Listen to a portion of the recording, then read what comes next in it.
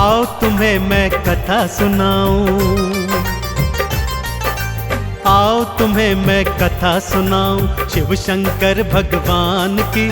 असुरों को भी जो वर देते ऐसे दया निधान की, ऐसे दया निधान की। आओ तुम्हें मैं कथा सुनाऊं शिव शंकर भगवान की।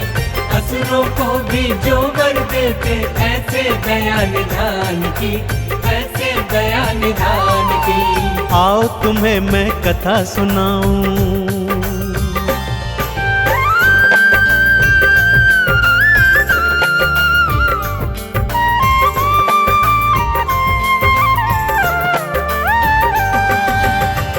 भक्तजनों, पहली कथा दैत्यराज भस्मासुर की सुनाता हूँ।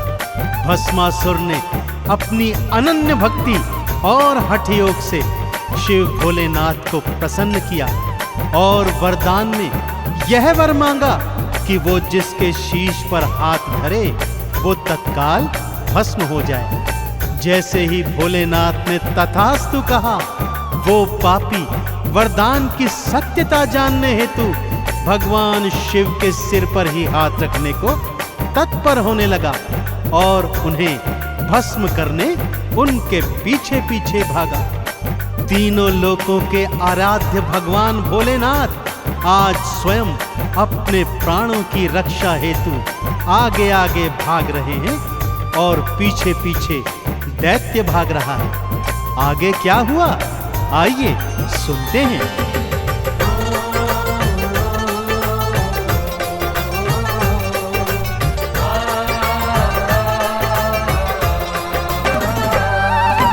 पीछे पीछे भागा पापी, आगे शिव जी भाग रहे। सृष्टि के हरता देखो अब स्वयं मृत्यु से कांप रहे। भागते भागते विष्णु लोक में शिव शंकर देखो आए। हे विष्णु प्राणों को बचाओ, शिव शंकर ये बतलाए। कैसे विष्णु जी ने की थी, हाँ कैसे विष्णु जी ने की थी रक्षा शिव के प्राण की।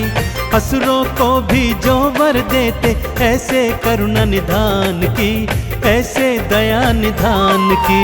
आओ तुम्हें मैं कथा सुनाऊं शिव शंकर भगवान की। असुरों को भी जो वर देते ऐसे दया निधान की, ऐसे दया निधान की। आओ तुम्हें मैं कथा सुनाऊं।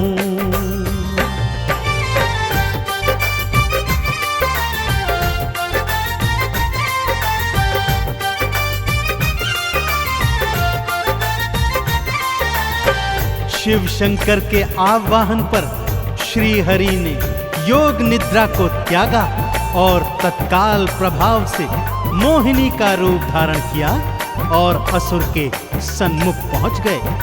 काम आंध होकर ज्यों ही असुर मोहिनी की ओर लपका तो मोहिनी बने विष्णु जी ने कहा कि पहले तुम्हें मेरे साथ साथ नृत्य करना होगा। जैसे जैसे मैं नाचती जाऊं तुम भी वैसे वैसे मेरे साथ नाचते जाना। और मोहवश मोहिनी की ताल पर असुर ता थैया कर नाचने लगा। जैसे जैसे मोहिनी नाचती भस्मासुर अनुसरण करता जाता और जैसे ही मोहिनी ने नाचते नाचते अपने स्वयं के सिर पर हाथ धरा, राक्षस ने भी ऐसा ही कर दिया और भगवान शिव के वरदान स्वरूप वो तत्काल भस्म हो गया। इस तरह मोहिनी रूप में श्री हरि विष्णु ने शिव शंकर के प्राणों की रक्षा करी।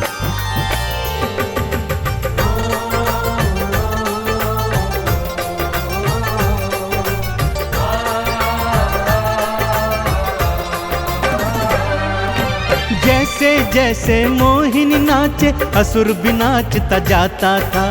भस्मासुर तो मोहिनी की ताल से ताल मिलाता था। मोहिनी ने नाचते नाचते अपने सिर पर हाथ रखा। राक्षस ने भी मोहिनी का भक्तों फिर अनुसरण किया। भस्म हो गया राक्षस पल में।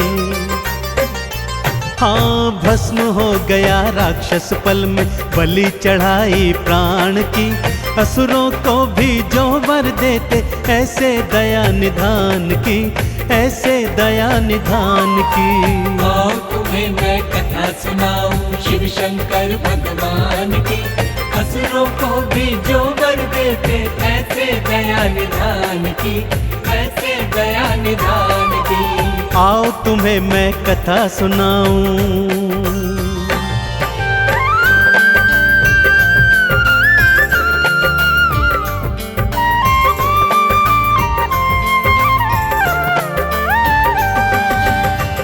दूसरी कथा का प्रसंग इस प्रकार से है भक्तों। एक बार मां पार्वती भोलेनाथ से शिकायत करते हुए कहती हैं कि लक्ष्मी और ब्रह्माणी तो स्वर्ण के बने महलों में रहती हैं और मैं इस कैलाश पर्वत पर, मुझे भी एक अच्छा सा सोने का बना हुआ महल चाहिए। भोलेनाथ ने बहुत समझाया, परंतु मां गौरा नहीं मानी भक्तों। गौरा की हट के आगे विवश भोलेनाथ ने विश्वकर्मा को आदेश दिया कि वो ऐसी एक स्वर्ण की नगरी बनाए जिसका तोड़ तीनों लोकों में ना हो। भगवान शिव के आदेश की देरी थी कि विश्वकर्मा ने स्वर्ण की ऐसी ही नगरी निर्मित कर दी। मां पार्वती ने जब उस नगरी को देखा तो अति प्रसन्न हो गईं।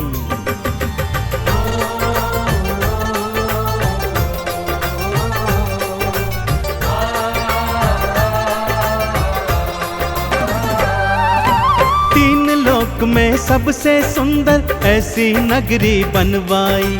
नगरी देखी गौरा ने तो मन ही मन वो हर्षाई। गृह प्रवेश की खातिर कोई पंडित भोले बुलवाओ। यज्ञ हवन और पूजा अर्चन हे शिव शंकर करवाओ। सबने अनुशंसा की भक्तों, हाँ सबने अनुशंसा की भक्तों। फिर रावण के नाम की असुरों को भी जो वर देते, ऐसे दया निधान की, ऐसे दया निधान की। आओ तुम्हें मैं कथा सुनाऊं शिव शंकर भगवान की। असुरों को भी जो वर देते, ऐसे दया निधान की, ऐसे दया निधान की। आओ तुम्हें मैं कथा सुनाऊं।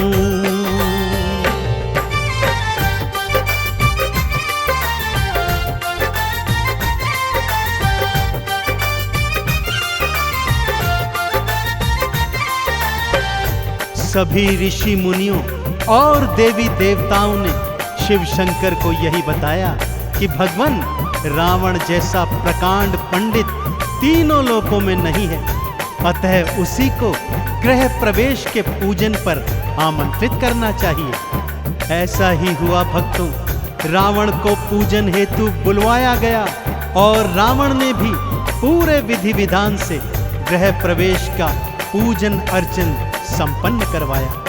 परंतु इतनी सुंदर स्वर्ण से बनी नगरी को देखकर उसके हृदय में लालच आ गया और उसने भोलेनाथ से यही स्वर्ण नगरी दक्षिणा स्वरूप मांग ली। दानियों के दानी देवादिदेव भोलेनाथ ने बिना सोचे विचारे उसे तथास्तु कहकर स्वर्ण से निर्मित नगरी उसके हाथों में सौंप दी। हाँ, वही स्वर्ण नगरी जो उन्होंने मां गौरा हेतु बनवाई थी। एक ही पल में रावण को दक्षिणा स्वरूप वो नगरी दान में दे दी।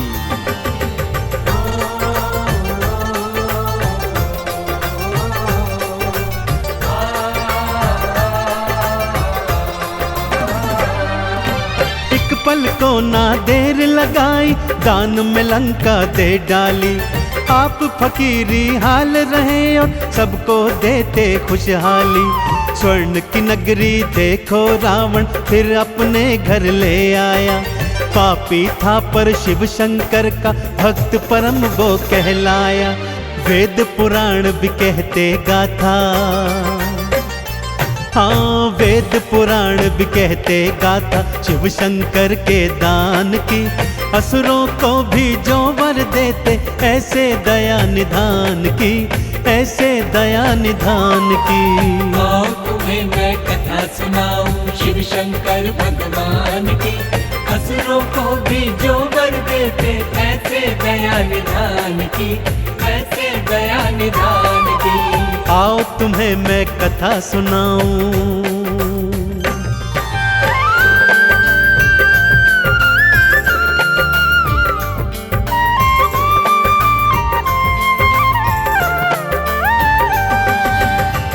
भक्तजनों, भोलेनाथ की लीलाओं और कथाओं से तो वेद पुराण पटे पड़े हैं। जैसे सागर मंथन के समय विषपान करना हो और ब्रह्मा जी को वेदों का ज्ञान तथा विष्णु जी को महालक्ष्मी प्रदान करना हो।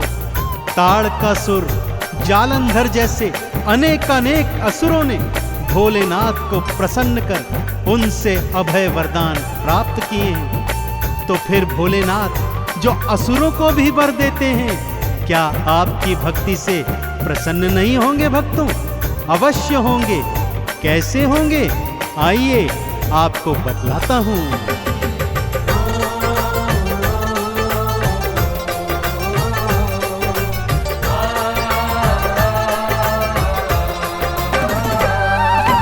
एक लोटा गंगा जल संग में दूध दही घी ले आना। चंदन तिलक लगा पिंडी पर बेल पत्र अर्पित करना। बस इतनी सी भक्ति पर शिव भोले खुश हैं हो जाते। भक्तों के भंडार वो भोले अपनी कृपा से भर जाते। व्यर्थ जन्म न गवाओ भक्तों, हाँ व्यर्थ जन्म न गवाओ भक्तों, आई घड़ी गुणगान की। असुरों को भी जो वर देते ऐसे दया निधान की, ऐसे दया निधान की। आओ तुम्हें मैं कथा सुनाऊं शिव शंकर भगवान की। असुरों को भी जो वर देते ऐसे दया निधान की, ऐसे दया निधान की। हाँ, आओ तुम्हें मैं कथा सुनाऊं।